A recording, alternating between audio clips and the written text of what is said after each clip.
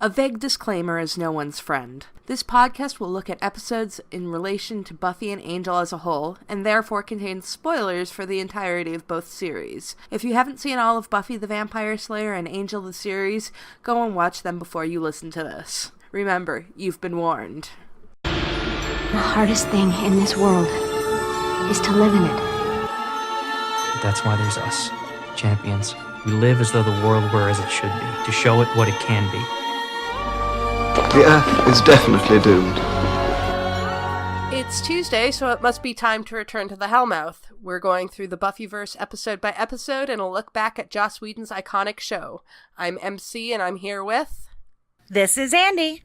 And this is David. And today we're talking about episode 8 of season 1, I, Robot You, Jane.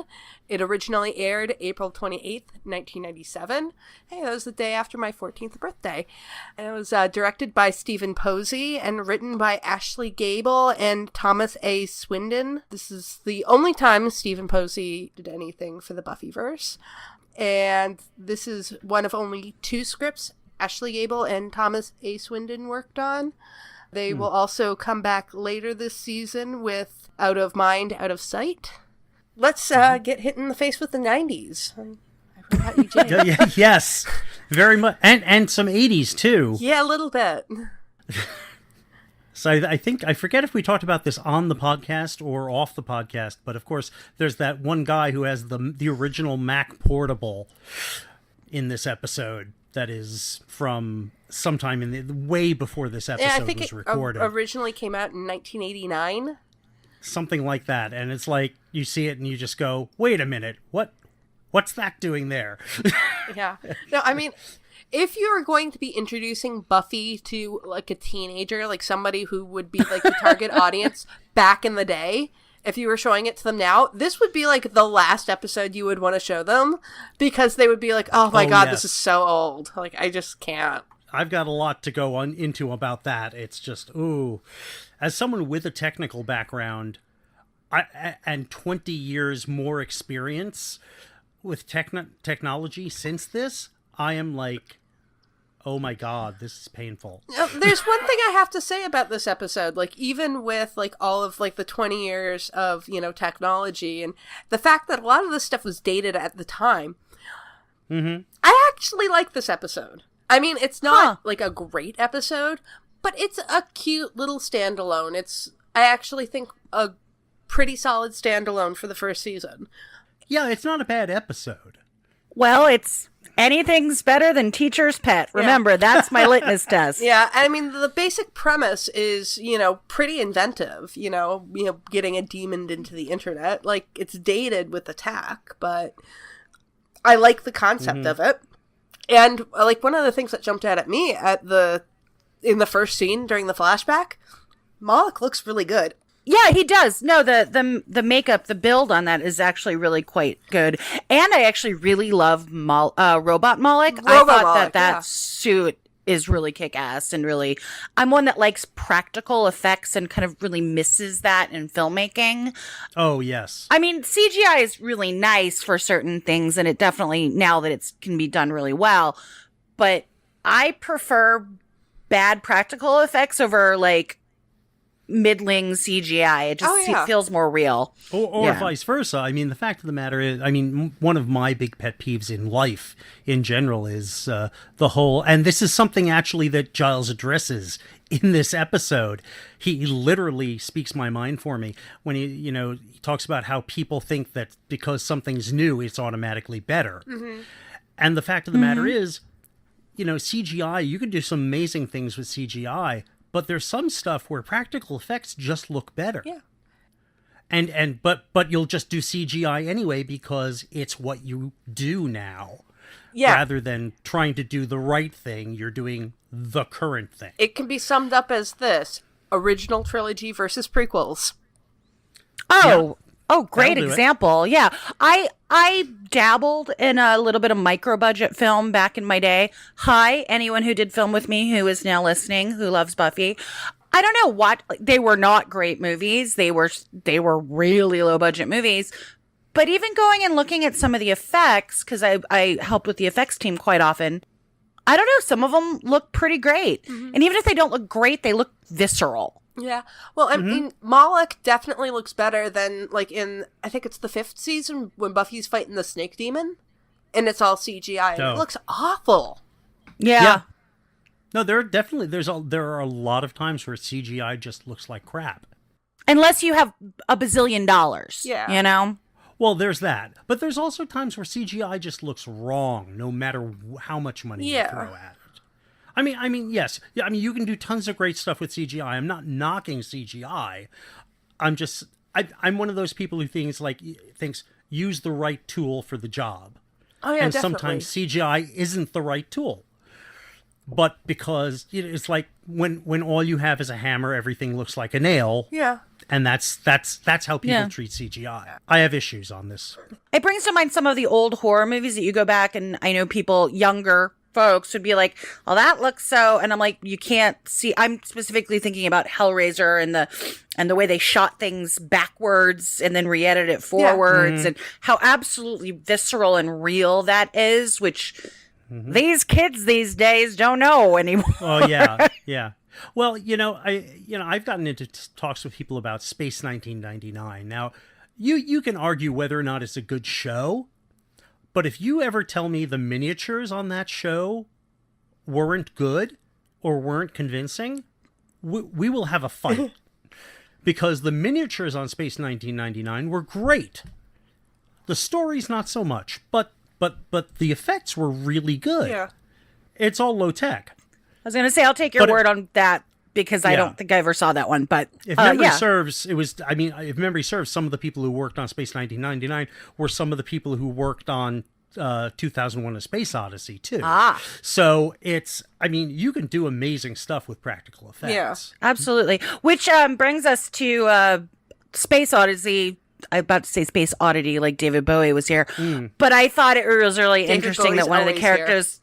David Bowie is always here in my heart, in our hearts. He is with us always. He is with us always. No, they obviously named the character Dave.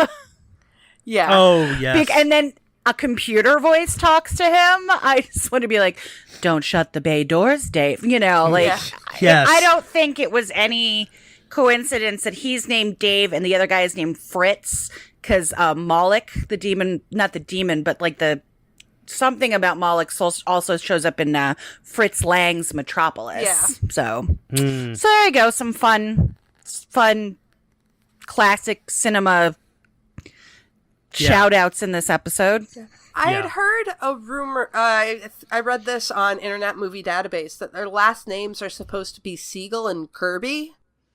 Huh. They just love throwing in their shout outs to just everything. Oh, yeah. I mean, like, the monk from the beginning is named Thelonious. Oh, yeah, I'd forgotten about that. And that one, I didn't know that. Definite, like, that one I've seen, like, in printed books. That's. Yeah, I've got my script books around here. I don't know if I have the season ones, though. I could go and check, but Yeah. Well, this is a common trope in any geeky kind of thing. I mean, there's a Doctor Who episode. There's a Doctor Who story, Dragonfire, which is littered. All the characters are littered with names of famous filmmakers. It's just sometimes the writers just go, "I'm going to be really clever," and then people see it and go, that's funny." No, it's not clever. It's funny. Yeah. Oh, and in this episode, I did a little research. So Moloch, the name itself, actually matches our demon, because that doesn't always happen on Buffy. Yeah. Sometimes they'll pull out a random name of something that is so not even close. Like come on, guys, we can use Google, or we can look something up in a library book if it was 1997, I guess. So the name Moloch is for the Canaanite god of child sacrifice. And so it was like around that same time period when Moses was like, "Hey, no more false idols, people," that they were worshiping Moloch. And it's the word for king and shame put together. So I thought that was really interesting. And then also Moloch comes up in John Milton's Paradise Lost. Yeah. as well. And most famously, and here's the one that I think the writers had to have known.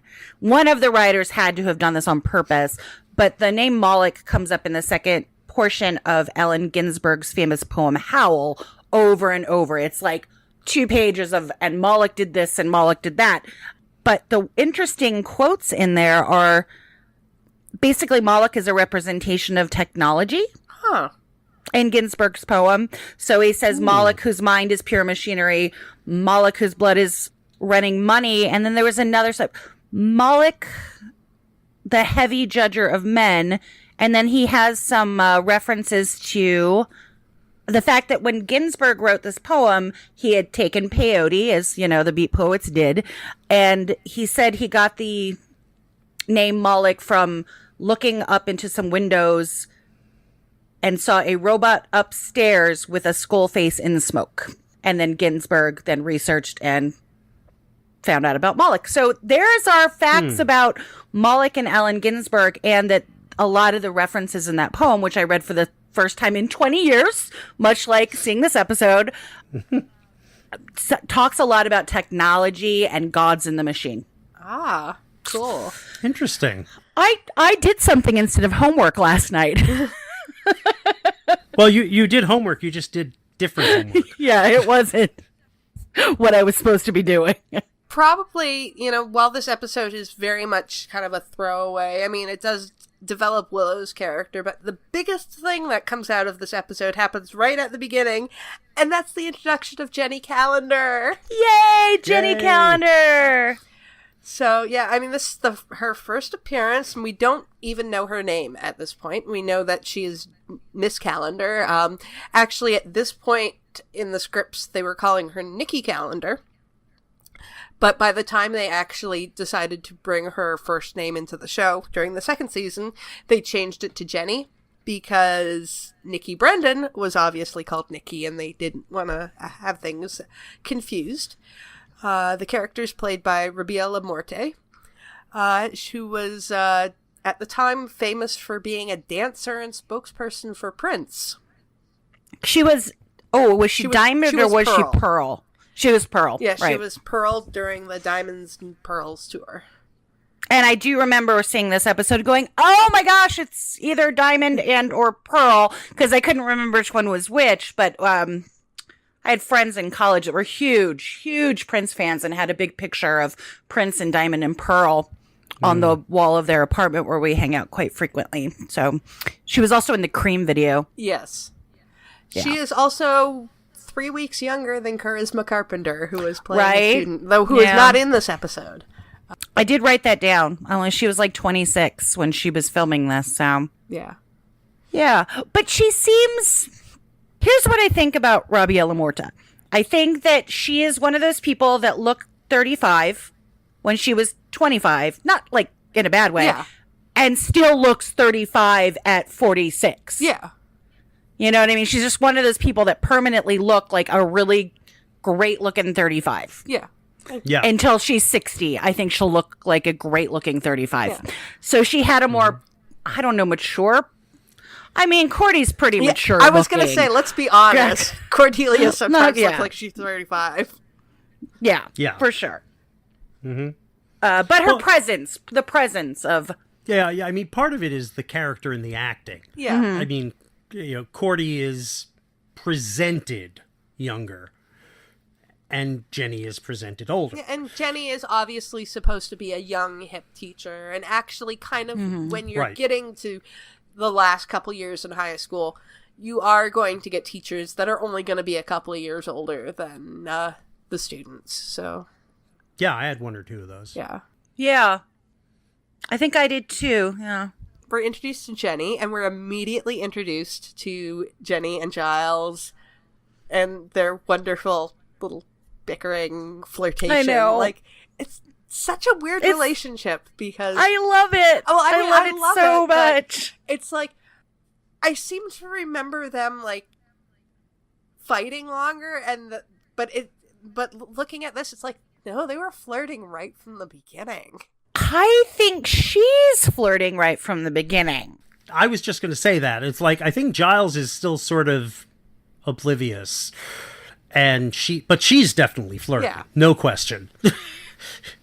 Oh, yeah, when she calls him a good old-fashioned boy, and when he hands her back the corkscrew. Oh, God, yeah. She's like, Yes. that's not where I dangle it. And he's just like, what? I think that's the moment where he's like, what's yeah. up? Of course, my immediate question was, where does she dangle it that it somehow wound up amongst the books in the library? That's a good question.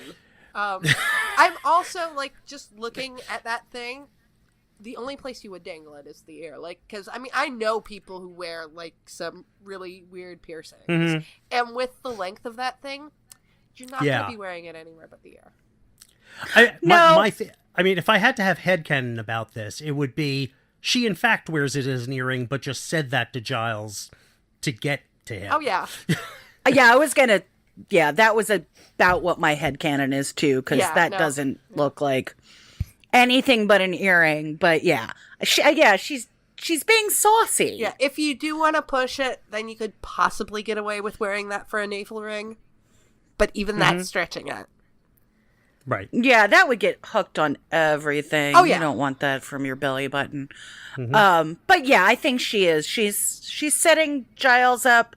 Guys, doesn't she say later on that she likes to see him blush? She likes to see him squirm. Squirm. That's it. He gives good squirm. Yeah. And I think this is the first instance of her pushing at him to make him squirm, and also being totally into him after his speech about the books and the smell. Yeah. She teases him and calls him an old-fashioned boy.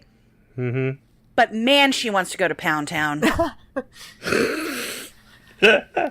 it's Giles. Look at him. And I think the fact that this episode, establishing their relationship, coming before we ever see Jenny interacting with Buffy or with Angel, really sets up how Jenny's relationship with Giles is completely separate from what we will find out about her later. Right. Yes. I mean, we know why she's sent there. Mm-hmm. Do we know at all if what their intentions were at this point? They didn't have any, I don't think. That's what I suspected. Yeah. I was just wondering if, like, they were actually trying to plan ahead, or they just the writers had her. I thought you meant the gypsies. No, not the gypsies. No, I'm sorry. No, the writers. Sorry, the writers. Sorry, I wasn't clear differentiating between gypsies and writers. It's so hard to tell them apart. We will sort out the nomenclature before we will. I was going to say, let's before we get into that later on in the second season, we'll sort out the nomenclature on that for sure. But the writers had absolutely no clue up until they came to Surprise. Yeah. I wasn't sure, but that was my suspicion. Yeah. I think they were actually planning to kill her earlier off in the second season. So I know Jenny is somebody who survived past her original, when they were originally planning to kill her. I don't think they had any of it planned. No, I mean, I think there was I'm sure Joss had some kind of season plan for 2, but not this early on. I think they're bringing her on as, she can be adjunct to the Scooby Gang and be a love interest for Giles. A nice foil, because they are, from what we know of Giles right now, they're very different. Yeah, I think they brought her in for this one. They brought in the whole techno-pagan thing, which they only kind of bring up in this episode. I think Buffy might reference it once later on. But they brought that in and then just kind of never address it again, which I think is a shame, because I think the concept is really cool. I do too, and I think they bring up, like, she has information that she gets from the internet about... She comes to Giles later with some information, but the Hellmouth, yeah. Yeah, well, the Hellmouth, and also things that are happening around the world that she sees, that her people see as portents of nonsense and mischief. Yeah. So, yeah, I mean, I love Jenny and Giles. I think they're fantastic, and I mean, there is a bit of an age difference, but when you look like Giles, it doesn't matter. I'm sorry. I will fangirl on Giles for the rest of my life. He's the best looking person in the cast, in my opinion. Yeah. I mean, they don't really, like, I don't think they ever address how old Giles is supposed to be. I don't think he's quite as old as Anthony really is. Well, I don't know. I always figured maybe. I don't know. He looks 42. Okay. I mean, he looks his age, I think. I mean, maybe it's because, I mean, like, I just turned 14 when I saw this episode, but Jenny and Giles always like, okay, they work.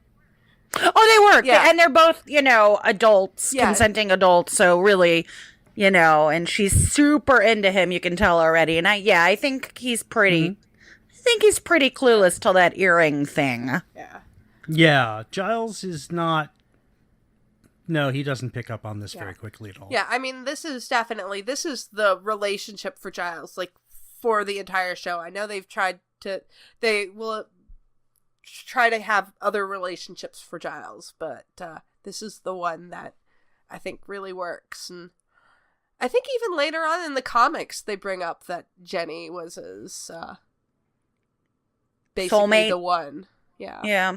Which I think is actually pretty unfortunate in terms of being able to show maybe a more mature relationship on the show, because they never really got to be together. Yeah, that is true. It was always these fits and starts, and then we're going to get back together, and then, oops, you're dead.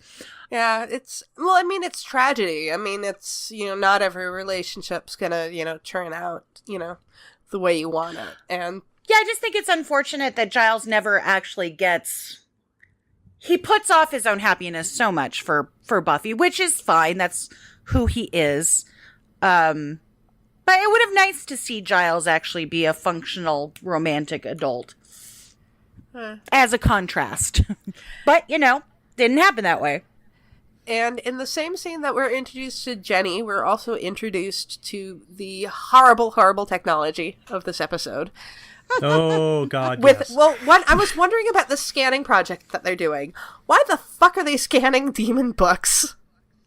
Well, that was my question was, and particularly why Willow would scan the book in the Moloch book, which is, I just like, because Giles says, oh, I'll go, I haven't gone through these books yet. What would Willow really scan in what's clearly some kind of mystical text without clearing it with Giles first? And why are the magic books just mixed with all of the other stuff? Just mixed with the other stuff, and possibly, and from the looks of it, possibly even delivered with the other stuff. Yeah, that was really strange. Also, that scanner. That was just about the worst scanner I've ever seen in my life. I mean, I don't really understand how you are going to get a clean scan. Like, how did Moloch get into that computer? You're not going to get a clean scan with it if you're just, like, running the scanner over the page. Well, to be honest, my first thought when they first bind Moloch to the book, it's like, this is me having gotten back into programming right around this time, the time this aired. And like now 20 years later, and my first thought, of course, is, wow, the mystical forces have really solved some interesting encoding issues. Because like, how do you translate a demon into symbols on a page? That's an encoding nightmare. Yeah. Well, that was done through magic. Yeah. Years and years and years ago. No, but I mean, well, okay. Maybe that's a good question to ask then. Is like, how do you guys feel about this? I feel that magic, it's magic, but it has to work in some predictable way. Or doesn't it? I didn't mind Moloch being bound to the book. It seemed like something that... I don't mind it. It's just, just that I'm thinking, like, however these magical forces are created, whatever entity or whatever created them must be really good at figuring out issues like encoding. I don't know, because I don't... You're the computer expert, David. I'm the person that turns it on and plugs it in, or Emcee asked me to plug it in to record a podcast. Yes. Yeah, well, all I noticed is that scanner is like if you're trying to, run it by hand, like, because I mean she's freehanding it, like it's hovering over the page. It's not even like flat against it. So it's like your hand's gonna be shaking. And I mean, like, how do you know how fast that you're gonna need to run it to like actually like pick up the scan? So I don't know how that thing works. I mean, yeah. I don't know if there were scanners like that back in the day. I've never used one like that. I've always used the flatbed ones, but... Yeah, I mean, there have been handheld scanners. I'm not sure if there would have been ones like that at this time, but I'm just like... Also, it's like, you get it into the... Well, and then now I'm going into questions about, like, OCR software. We should probably move on a bit, because I could probably go on about this for way too long. Oh, we could talk about Xander's porn star shirt. Oh, yes, I did notice that. I didn't notice the porn star shirt. Oh, yes. He's wearing a shirt and it says porn star on it. Oh my god, really? I missed that? Yes! Yeah. And also, it's like, there's a weird bit of costuming with Buffy where she's wearing that white t-shirt with an animal on it, and then what appears to be the next day she's wearing almost the same t-shirt, it's just got a different animal on it. I did notice that. I noticed the cute animals. To be fair, I do that. But then the second cute animal, like, they cut from that scene directly to the scene where she goes to talk to Dave in the computer lab, and she's wearing a totally different outfit. Some editing problems there. Yeah, it's just like, this is either a continuity problem or she waited a really long time to have this conversation, and that's not there's no time lapse for us. I can't believe I missed a t-shirt that said porn star on it. I'm kind of surprised, yeah. Because even I noticed that. I was just like, porn star? Really? Well, Xander is gross. We've established that.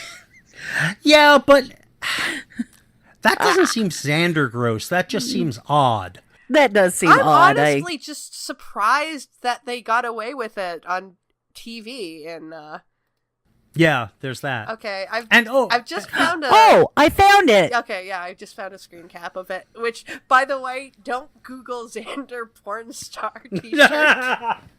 Oh, I didn't get... my safe search must be on. Because I didn't... I actually typed in iRobot Jane, Xander porn star, maybe. And yes, it does come up. So I won't Google Xander porn star. I will take your warning and not do that. And while we're speaking of Xander, I just want to point out, for one, Xander doesn't have enough time to be horrible. No, I found some horrible stuff about Xander. Did he do horrible stuff? I mean, maybe I missed it. I mean, what did he do this time? I mean, he's not great, but he's been much worse. I mean, he's not as bad as he has been. But during his conversation with Buffy, when, and he does have some good points about, I could, say I'm an elderly Dutch woman. But Buffy points out to him that it's like, Willow's got a thing and Xander's left hanging, and that he got used to being the belle of the ball, which does seem to be a lot of Xander's problem. That, well, yes, he likes Willow liking him. Xander and Buffy are having a conversation about the fact that Xander doesn't have any feelings romantically for Willow, but he's aware that she has feelings for him. And I was really judging the fuck out of both Xander and Buffy that they're just kind of letting this whole Willow thing go. Because, I mean, at this point, Buffy doesn't really know that Xander has feelings for her. So I'm willing to let go of the whole, she's letting him on, because she doesn't know. Meanwhile, Xander's completely aware of the way that Willow feels about him, and he's just letting her feel like that because he likes having the attention, but he has no intention of actually following up on it at all. Absolutely, I agree. And that I put that in my notes. I'm like, you can't handle when Willow likes someone other than you, which we're going to see as a problem for him going forward. And I mean, and I do judge Buffy about it too, because we've seen Buffy talking to Willow, and it's like, if you want Xander, go for him. At this point, she's had a couple of conversations with Xander about how Xander does not feel that way about Willow. And I think Buffy needs to tell Willow to just let it go. And if Xander's not willing to talk to Willow, then Buffy's got to step up and be a friend and say, you got to let it go. Yeah. I guess I was, maybe that didn't jump out at me as much because I was focusing on the fact that Xander, for once, was on the receiving end of that. The receiving end of the not being an object of interest. Okay. To someone who is of an object of interest. Although Willow isn't an object of, say, dating interest to Xander, of life interest, she certainly is. Yeah. Oh yeah, I don't doubt that. But now she's. It's not the exact same kind of ignoring, but it's the ignoring that will affect Xander. Is that she's being basically like, yeah, I'm too busy for you now. Yeah, and certainly most of Xander's concern does not seem to be a matter of jealousy. I mean, Buffy does bring it up, but his whole issue is something that's shared with Buffy, and it's so 90s in this whole, you can't trust the people you meet on the internet. And of course, I see that, and I think if I didn't trust the people I met on the internet, I would have no friends. And we would have no podcast. Right. Well, I mean, that's the thing. Actually, that is, for me, a thing that pervades this episode. Is one of the things that dates this episode so horribly is there is so much about the be careful who you interact with on the internet that is so widely internalized now by the general public that you would never talk about this now. Yeah. Yeah, I mean, I think there are some valid points, and especially when the internet was a new thing. Oh, you know, this new thing where you didn't have Skype and you couldn't verify someone's actual identity, being like, cool, then let's friend on Facebook. And all of a sudden there are pictures of your cats and your mom. And, you must, when I went off to one of my first conventions 2 or 3 years ago, when I'm, and I'm 42 now, my mom's like, are you sure these ladies are who they are, who they say they are? I'm like, yes, 25 women have been gaslighting me for the last year and made up fake Facebook pages, Mom. Yes. Oh my God, was I one of them? Yeah, you're totally one of them. Actually, no, we hadn't really interacted much online before I think we actually. Yeah. I followed you on Tumblr, but we became, friends in person before online. But, 6 to 1/2 dozen the other. Yeah. Everybody else I was meeting there, including my roommates, were people I'd met over the internet. Yeah. Mm-hmm. Yeah. Right. But I mean, the thing is, even those people, you're vetting them in one way or another. Mm-hmm. You're probably doing things even unconsciously that back when this episode came out, people weren't automatically doing. Well, I mean, just to show you how much Buffy changes over the years, I mean, this is the first season where you get like stranger danger about the internet. By the 7th season, Buffy actually coined the term Google someone. They actually were the first people to use Google as a verb on TV. What? Yeah. Of course they were. Yeah, in the episode, I think it's Help. The one. Oh my gosh, right. I just watched that one. Yeah. Willow says she's going to Google Cassie. And Xander is like, my God, Willow, she's what 16. What are you doing? Yeah, absolutely. That's great. I love that. Mm-hmm. Buffy's also had a big effect on language and language patterns that kids, God, I sound like Sonoli. Kids these days don't even know that some of their slang and ways of speaking were so influenced by this kind of writing and the writing on a couple other shows. Mm-hmm. So, which I always find. The word E, adding E to things and verbifying things is a very Joss Whedon-y thing to do. See what I did there? And of course, talking about slang and just how much this episode is dated, that Buffy does not know the term online. Oh my god. Right. She goes online for what? And I'm just like, oh. I wrote in capital letters, that would never happen now. Mm. Well, I think it's also really interesting because Buffy was one of the first big online fandoms. Oh, yeah, definitely. That and the X-Files. The X-Files and Buffy really, I think, would have stayed very cult shows that you might see years and years later or hear about if it weren't for the internet. Yeah. I remember, like, in the early days, probably around the time that this episode came out, going onto the internet to find, Buffy fanfic or people talking about Buffy. I still remember one of the first fanfic sites I went to. It was called A Naked Place, which was after a line from the Buffy movie. I don't think I ever made it to that one. I don't think it lasted very long.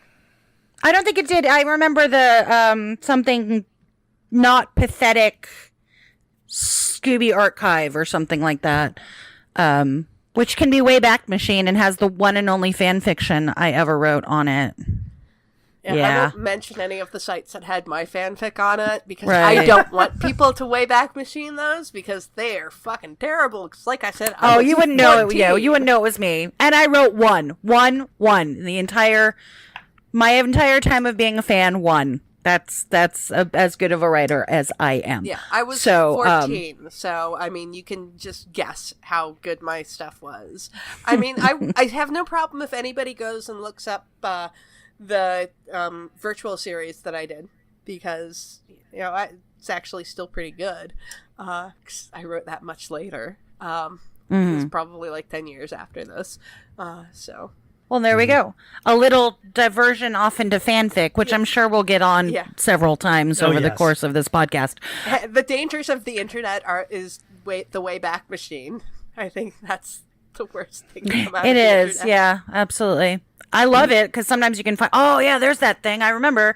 There it is. Now I have it. So back to the episode. Yes, the episode.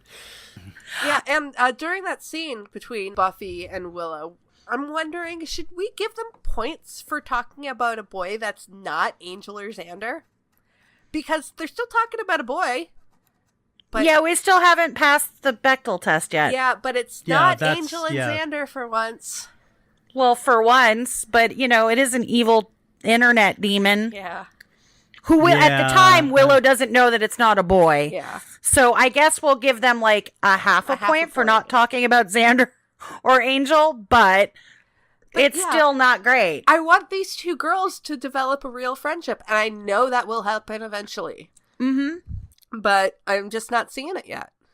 So here's the thing I observed.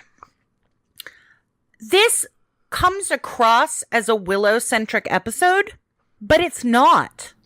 Like, I don't know any more about Willow after this episode than I did before. Yes, you do. Well, a little bit. You know that between scenes, she's not just wandering the streets. She has a home. Okay, we find out she has a home. We know she has a And home. We know that she her has, parents she has are two together. parents. Okay, a little bit. But in terms of it really getting into Willow's inner life, Not really. like really getting into it, I yeah, found this no. episode to be more about Buffy's detective skills. yeah. I mean, we get that she's skipping class and talking to a boy, but we see Xander and Willow and Giles be concerned about Willow and not really any of how Willow's feeling. So I feel in this Willow-centric episode, she's the object, not the subject. I think probably the only thing that really saves this from Willow kind of just disappearing as a damsel in distress is at the very end when she's fighting against Moloch, when she actually stands up and she's hitting him with the fire extinguisher. That is the first time Willow has really stood up for herself and really shown herself to be like the, the capable fighter that we will see in later on in the show. Oh, yeah. I mean, I think I don't disagree that we get some new information about Willow and some growth. But again, I don't know who she is yet. I mean, I know who she is. I've seen all 7 seasons 50,000 times, but I don't know who she is yet. Yeah, I'm trying to figure out True. when we really get kind of a good idea as to who Willow is. What I think she gets a lot of slow growth over the show.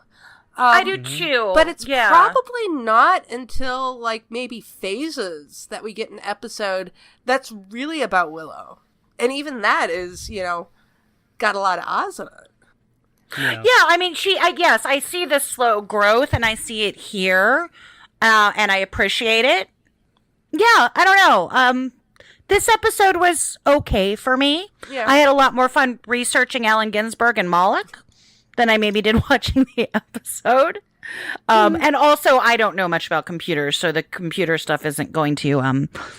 I did also notice that it does set up one character trait of Willow. She lies. Yeah. She lies. She doesn't tell Buffy the truth. She says that she overslept. And I noticed, not the first time you're going to lie to your friends over the course of 7 seasons, which becomes really a defining trait of Willow in season 6, is she just doesn't tell the truth. Mm-hmm. So, I don't know. Thoughts? No, I definitely agree that, Willow's a liar, and it's something that comes up over many, many seasons. I mean, we haven't quite gotten into Willow's dark side yet, but it does come out a lot sooner than a lot of people would like to believe. Yeah, and I think part of the reason is, Allie Hannigan is so freaking cute that we don't maybe notice some of the lack of character development from the actual writing, because I think Allie herself is developing her character through her acting. But yeah, we start getting pretty early on, and I don't even know if they were there on purpose from a white writer's perspective, that Willow isn't always honest with her friends, and she's not always honest with herself. So that was so the point of a Willow-centric episode should be really about Willow's inner life, and I didn't find that to be what we saw here. Yeah. So we do have 2 supporting characters in this episode, Fritz and Dave. Fritz, seeing this character, I am pretty sure he was going to kill people even if Moloch didn't come around. Oh, for sure. Oh no, he is like clearly right from the first time we see him. He's not right. Yeah, no, he was really messed up. And Dave, well, first of all, oh my god, it's Chad Lindbergh, who he played the character of Ash on Supernatural, which I will post a link to a picture of him on Supernatural in the show notes, because he looks so different than he does in the epic episode. Mullet of Ash on Supernatural. It's amazing. But the other thing about the character of Dave is that I'm actually really sad that he gets killed, because I think Dave and Willow actually would have made a really good couple. They would have been pretty cute. Yeah, I mean, definitely. Yeah. I'm so glad that Oz comes around, because there is a nice contrast between them, and it helps Willow turn into who she, is, going to become later on. But for first season Willow, Dave would have been a nice starter boyfriend. Yeah, and I love that Buffy was sort of like, Dave, are you Malcolm? And he's like, Buffy seemed really happy about the idea of that. I think she was like, oh, well, I think I detective something, and I think Buffy would have been really happy if that had been the case and not, an evil corruptor demon. Yeah. Of course, Buffy is really good at detective work. I mean, I think throughout this entire first season, that is something that I have mentioned in, I think, almost every episode, that Buffy figures out something's going on, and everybody else is, I'm not sure. And Buffy's like, no, believe me, I'm the Slayer. And then, of course, it turns out that she's right. Yeah, and I think they lose a little bit of that in later seasons. Yeah, no, definitely she ends up losing that. I think as they start to make it more of an ensemble show. Right, and then someone else kind of does. Yeah. Buffy becomes the muscle. Yeah. Which is a shame, because I really like her doing the detective work. And I mean, it still does come up later on, but it's definitely not as prevalent. Yeah, she is a little Nancy Drew in this very first season. And in a really great way. I really adore her sort of figuring things out and using her, very quick and resourceful brain to just, make things work. And I love that about Buffy. But referring to email is an e-letter. Oh my God, right? Okay, even I, back in 1997, it's like, really? Yeah. Really? I was trying to figure out when I got my first email, and I think it was 94. I'm thinking 94, maybe 95. Mm-hmm. So I don't know. When did you guys get your first emails? Oh, I have no idea. Earlier than this, because I was already on like mailing lists by this point. Oh, okay. I was an early adopter. I mean, I certainly, it certainly would have been earlier than this, but I don't remember when it would have been. I mean, it wasn't a very good email. I'm like pretty sure it was like with Yahoo or something. Or not even Yahoo, like whatever existed before Hotmail existed.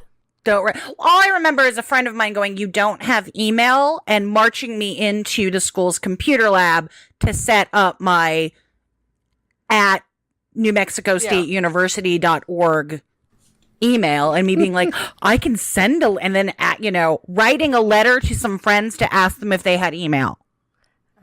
And I mean, like I wrote an actual letter and went, "Hey, do you guys have email at your school? You should give me your email address. Here's mine. Write me if you write me an email." Yeah, no, I've definitely because it was like before. I actually was thinking, Dave and I just went to a convention last weekend, and I was thinking about when, back when I first started going to it, how everybody would have to like find pieces of like scrap paper so that they could write down their like Facebook information so that you could friend each other when you got home, because it was like nobody had like internet. Nobody had a smartphone that they could whip out. Yeah. Oh, here's a question for discussion that I had written down. What do you think Giles thinks about smartphones? Hypothetically, if he's talking about the books and not every new thing is a great thing, which I agree with. I also love my smartphone. What do you think, how do you think Giles is coping with even more technology and the handheldness of it now? I think like 5 years ago, Giles gave in and got a flip phone, and he's like, I am not moving past this. Like, this is like as far as I'm willing to go. I don't know. I mean, I think this period is Giles's peak anti-technology period. I think he comes to terms with it relatively soon after this. Not that he loves it, but he accepts. And I think he realizes how handy it is, especially when Willow's able to do things that he has, I think he says like, wait, so we're going to have to like request the records for blueprints? And Willow's like, no, they're right here. Let me hack into that for you. Yeah, I think he pretty quickly starts to understand the advantages that technology can provide. Do you think he would still be a little resistant, though? Oh, yeah. Possibly, yeah. Like, he was like, oh, I don't need a whole 1 gig of data. Maybe I'll check my email every now and then and make phone calls. Yeah. And he doesn't like texting. And if he's going to text, he writes in full sentences with punctuation. No. So do I, though. Yeah. One thing about technology that I have to point out is that it really does not translate well to TV, especially with things like chat conversations. I fucking hate chat conversations on TV. Well, that's I mean, it's like I've got a note here. It's like, why is Willow talking to herself, saying what she's typing out loud? It's so awkward. It is really awkward, but I will say, I know it's not on purpose, but in terms of accessibility, it's better for the audience. Yeah, no, I definitely get it in terms of accessibility, but it's really awkward. I think it's super awkward. The reason why you can't really do stuff like that, because it just does not work. And I mean, computers in 1997, would they really like be talking like all the time? I mean, I get that Malcolm is like a demon who can do whatever he wants with a computer, but Willow doesn't know that. Right. And then there's the fact that like sometimes when they're having like when Malcolm's saying stuff on the computer to someone, it's just text. and sometimes it's text and talking. And it's like, there's no consistency here. And this makes, you know... And no one knows how to shut down a computer. They only turn off the monitor. Oh, right. Oh, right. God. You're like... And I want to point out, like, none of those monitors are Apple monitors, but there are times when we see Apple graphics. Yeah. And we see Apple graphics on computers that previously had different graphics. Yeah. So I'm like, da. Yeah, but I mean, those 90s bulky graphics of just so much wasted space. Oh my God. Yeah. But for me, this is like totally that thing of having too much specialized knowledge really makes you go crazy while you watch something like this. I mean, it's not even a really specialized knowledge for me. It's just I lived through that time, so I remember it. And so I look at it now and I cringe. I mean, it's not like the fashion where I look at it and go, oh, I missed that. When I look at the computers, I'm like, oh, I can't believe we survived. And we thought it looked good. Yeah. No, I mean, honestly, when I'm talking about the specialized knowledge, I'm referring to the stuff that I haven't even been talking with you guys about because it'll just bore everyone to death. But it's just like, I'm watching this and like, no. Yeah, it's just like, there are things that are happening that simply make no sense technologically. I think it's interesting because, again, I am not the computer expert here. I was just super excited that I could like send an email by 97 or 98 that I could look up some, people write stories about my favorite characters online and I could read them. That's awesome.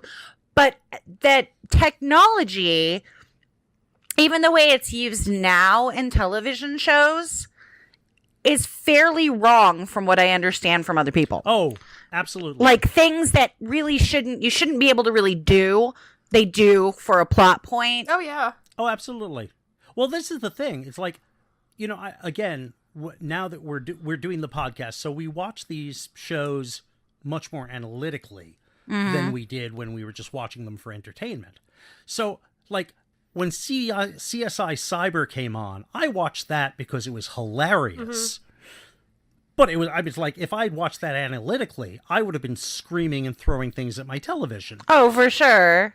But like, so like now that I'm looking at this with a critical eye, I'm just like, nah, So there is definitely a difference between like what because television films. In fact, in the dialogue, Jenny says to Giles at one point, she's like, "You've seen too many movies." Oh yeah. And my note was, so have the writers of this episode. Yeah. Was that a reference to Independence Day? I have that in my notes. To Independence Day, because I think Independence Day came out in 96. Yes. Yeah. Oh, yeah. The whole "can't you just give it a virus"? I wonder. Right? Can't you just give it a virus? And he said, and I'm pretty sure that is because Independence Day did come out in 96. But part of me is like, wait, when were these episodes written and shot? Oh well, Buffy, Independence Day probably would have been like maybe even still in the theaters when they yeah. it. Yeah, because that came out on July 4th. I'm pretty much assuming. I mean, we know that this series was filmed in 1996, but I'm betting it was probably towards the later half of the year.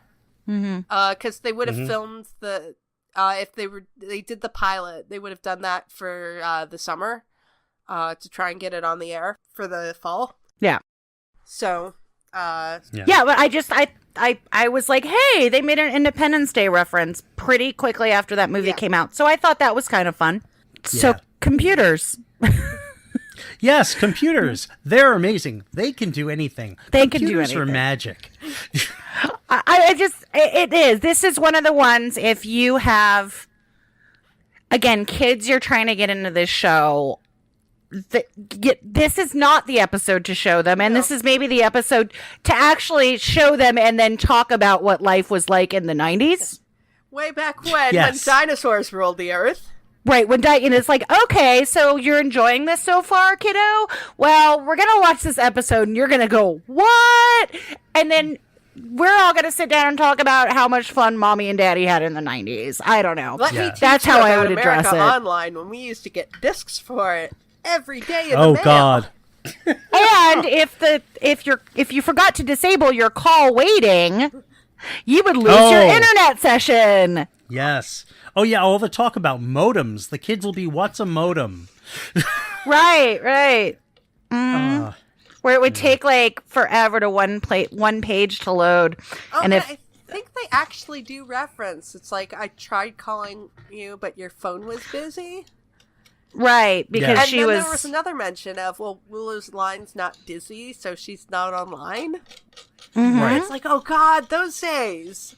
I remember those days. Those are horrible getting days. getting thrown off the internet because the phone rang and mom wouldn't let you disable call waiting because she wanted to be able to talk on the phone. We actually No. ended up getting a second phone line in my house because we needed the internet and a phone line.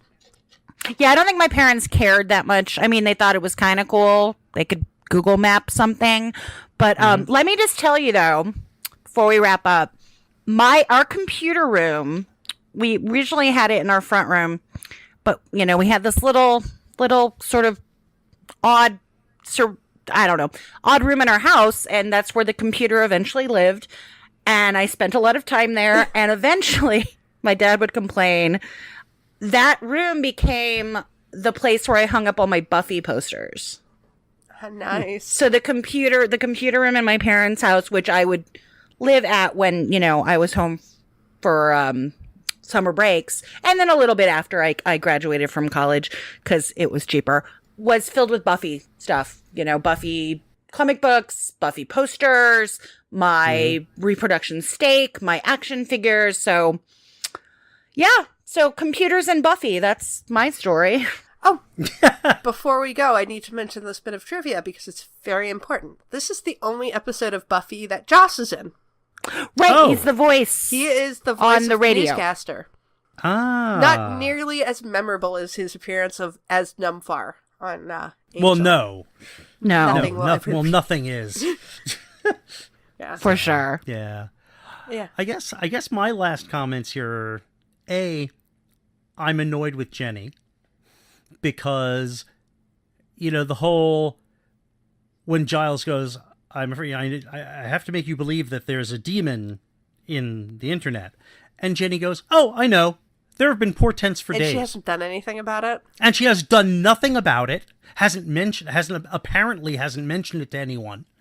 And also, remember, she's the one who sees the Book of Moloch and notices that it has no text. And she doesn't put two and two together. And she doesn't put. And later, when he tells her it's Moloch, she goes, "Oh, I forgot about Moloch," which means she did in fact know about Moloch, and should have recognized that book because you don't see books with that picture on the front of them usually. Yeah, I didn't even think of that.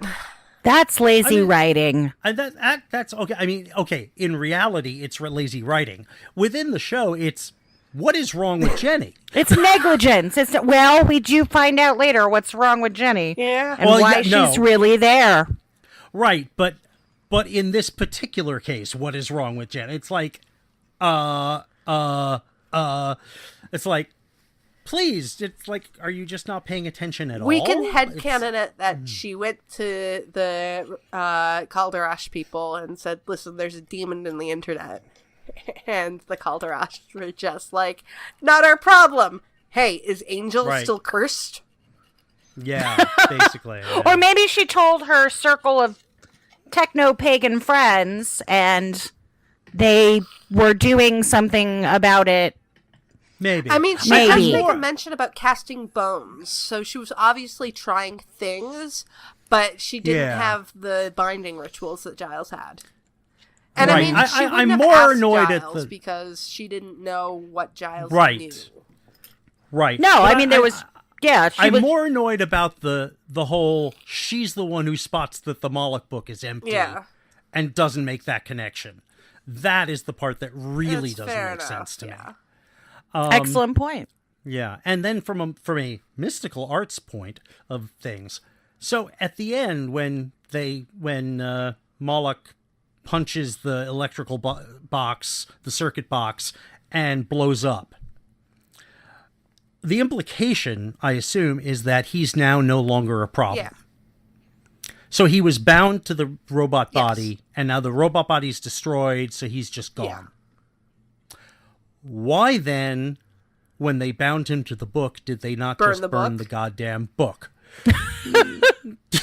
I don't know. Instead of going, I hope no one ever reads this book again. Yeah. And also, linguistic point, no one's read the book ever, Yeah. so that sentence makes no sense. Yeah. Now I'm probably getting into real nitpick No, I territory. mean, no, but it but the completely why makes don't they sense. burn the book is definitely So, before we go, I mean, we've, complained about Willow and Buffy not having a conversation that's not about boys, but that scene at the end between Xander, Willow, and Buffy is so fucking cute. I mean, that It is is. the best It is. bonding scene between them. And that's kind of the first time I'm really like, well, no, I think the first time since the pilot when they have the whole "the Earth is doomed" speech. But this whole, trying to make Willow feel better, and it's like, we're doomed. Yes. Oh. Oh, Yeah, I think that is like the first time I really kind of bought them all as like this tight-knit group of friends. yeah. no, that was a lovely little tag at the end of that. Yeah, no, that really works well. Oh, I did have one other piece of trivia. Yes. The name of this episode in different languages. Oh, In French, it was just called Moloch. okay. This is my favorite. In Finnish, I'm probably going to butcher Finnish because, yeah. Sinuol un postia, which translates into "you got mail." And then in German, it was Computerdemon, which is computer demon. Yeah. But I Yes. really like that the Finnish name for this episode was "You've Got Mail." I thought Yeah. that was a fun and very The Finns, very the Finns are wacky people. very sassy new title for the episode. It's And actually, before the movie came out too. and I think it was the "You've Got Mail" Yeah, it's the from AOL. AOL. Oh, yeah. It's the AOL, and I actually think it's a much more clever title than "I, Robot You, Jane." Yeah.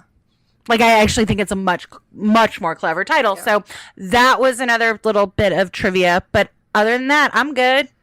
Okay. Well. Yeah. I think all in all, we could say it's an okay episode, but It's an episode. It's an episode. it's not Teacher's Pet. Right. Again, that's my test for everything. Okay, so next time we'll be reviewing The Puppet Show. Until then, grr, arg. Grr, arg. Grr, arg.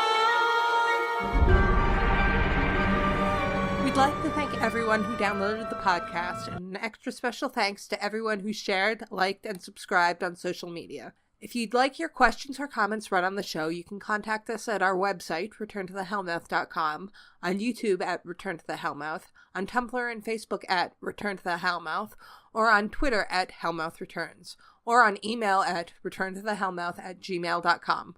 Be sure to rate our shows at iTunes and Stitcher. Also check out Emcee's YouTube channel.